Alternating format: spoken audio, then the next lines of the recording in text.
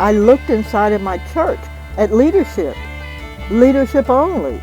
You know, one day out at the bishop's office, you go by a room and you look in and it's all white men sitting at this round table having a discussion and coming up with solutions that I got to live with. So at the time, I was working with a young group of girls and telling them they could be anything they wanted to be. But I looked at the leadership at the time at St. Matthias. It didn't reflect the parishioners. So it was kind of like, okay, Glenda, shut up or put up. So I embarked on putting up. But it was really about leadership within the church should reflect the individuals that belong to that religion for me.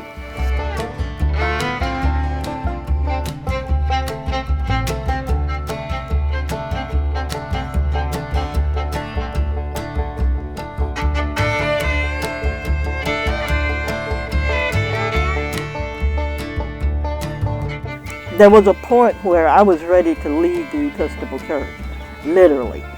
I was not being fed, and it wasn't, the father's problem. I personally wasn't getting anything from the preachings. I wasn't getting anything from, we're not living this out. This isn't real.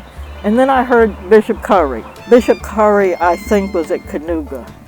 And he was telling a story. And I was like, ooh, you can preach like that in the Episcopal Church? And that was it. I decided that this was a journey that I wanted to pursue. And as your parish, they don't have a choice, all honesty. So the struggle of the first discernment group was hard.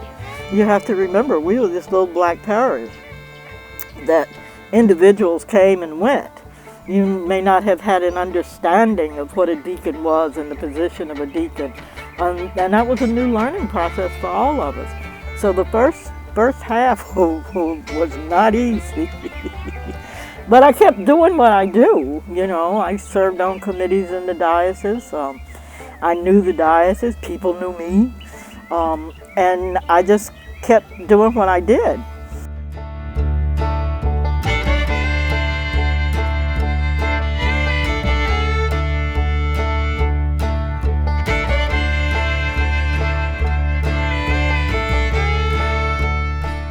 Having the ability to present God's teaching from another culture, sometimes all of us need to hear.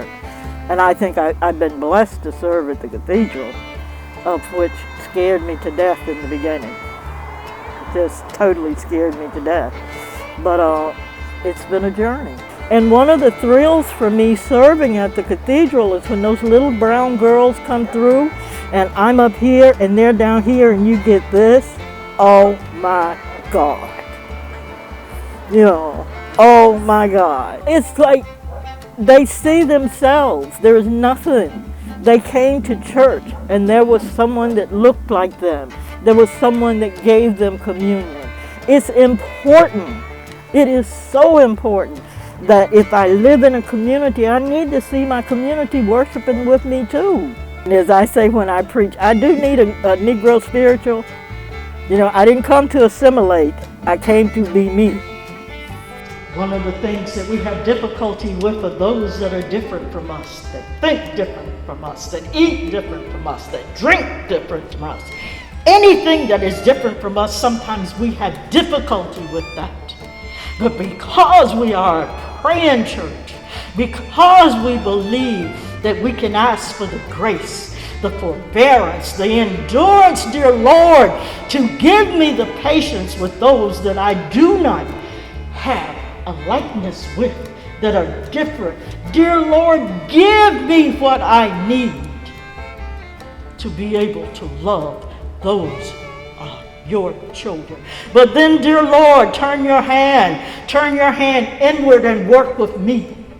Give me the grace and the forbearance to deal with those that I have difficulty with, those that I think that are different from me. Dear Lord, I ask for your grace this morning.